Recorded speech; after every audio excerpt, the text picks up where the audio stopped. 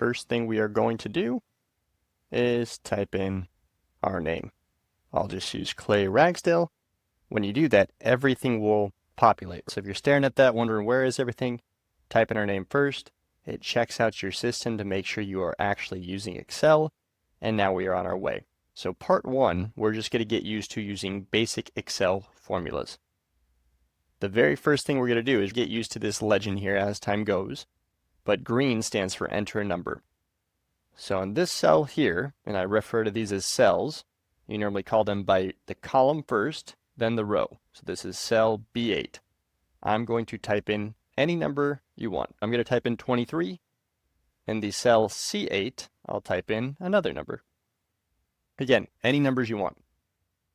Over here, this says gold. We need to enter an Excel formula. All right. Now it says the Excel equivalents right here.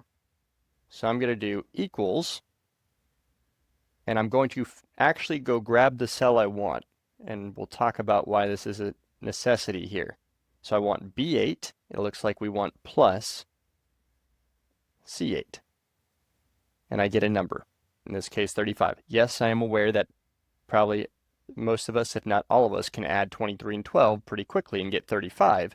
However, we will explain that using Excel, the best way to use all of its functionality is to physically go grab the cells, and I'll show you why in a second. Let's do the same thing. Now, I didn't mention in the first part, but we want an equal sign. An equal sign tells Excel that we are going to use a formula. And then I'm going to go grab my 23 and subtract my 12. Perfect.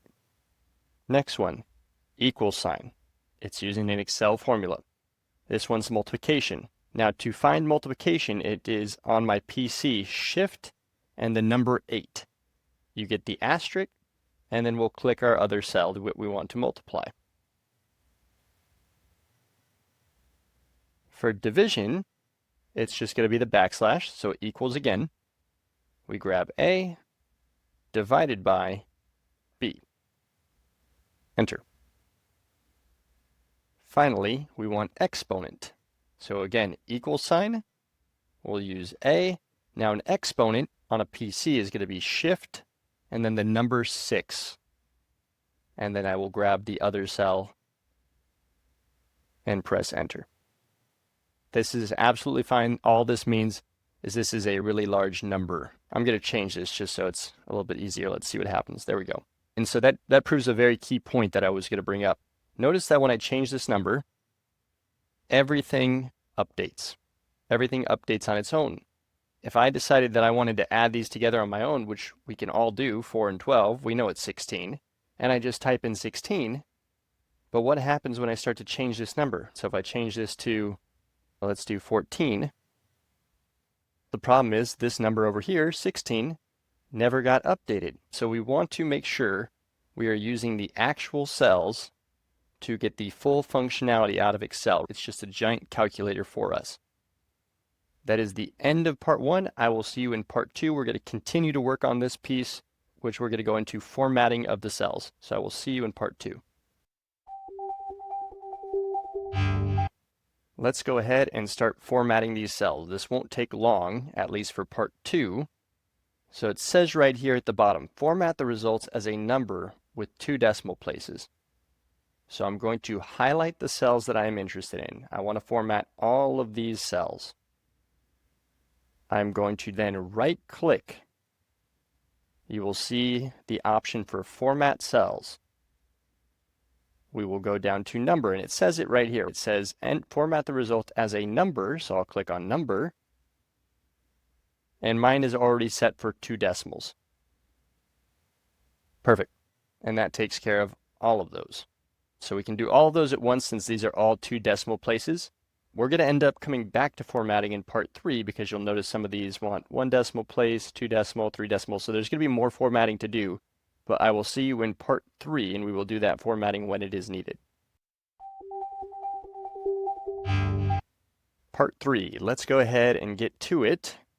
The very first thing we do is enter a number. So you get to make up whatever numbers you want. If you hit the enter afterwards, it'll take you to the next cell down.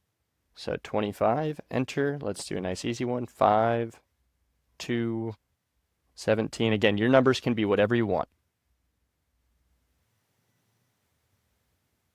So we're just making our own data. You get to decide. We are now going to work with these built-in functions in Excel. So let's go to calculated value, and it says gold. We need an Excel formula. Excel formulas or functions, we always start with an equal sign. It says we want to use average, so we're going to find the average, and we need a parenthesis. And now we need to put in our range of data, which is all this data over here. There's two different ways we can go about this. The first, which is what I like for this problem, is we click and drag. I want to find the average of all of these numbers. And to finish off this function, I need to end it with a closing parenthesis. So don't forget that part or else you will get an error. Enter. All right, let's do the next one. Equals. We want to use sum, S-U-M. That is going to add up all of these values. So we could click and drag, and that's probably the best way for this problem. Or another option, let's say you had 1,000 data points. That would take a little bit of time to go click and drag. It might be easier just to type in the actual range. So our first number here is located in E20. So I type in E20, and you'll see it gets highlighted. And I want it to go all the way down to E27. So I'm going to put a colon, and then I will put E27.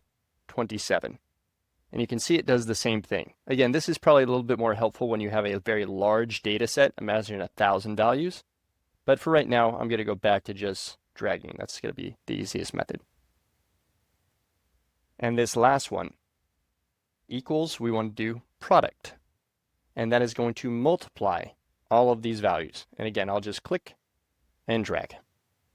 And again, don't forget we have to end with a parenthesis. Perfect. And as promised, in this part, there is still some formatting to do. So it says extra formatting instructions. The first one, we want 2 decimals. So I'm going to click on this individual cell. I will right click. So you have to click on it first, then right click. We will go back to format cell. We will go to number. Mine is already set to 2, so I can click OK. Same thing for the next one. This one, it says 1 decimal place. I click on it. I will then right click, format cell, number, and let's move this to 1 decimal. OK. And finally, it says 3 decimal places, so click on the cell, right click. We'll go to format cell, number, and we need to go up to 3 decimal places. Perfect. So that is it for this part 3. If you want to stick around for part 4, there will be just a short slide showing some common mistakes. Feel free to watch that. If not, I will see you in topic 1 DQ2.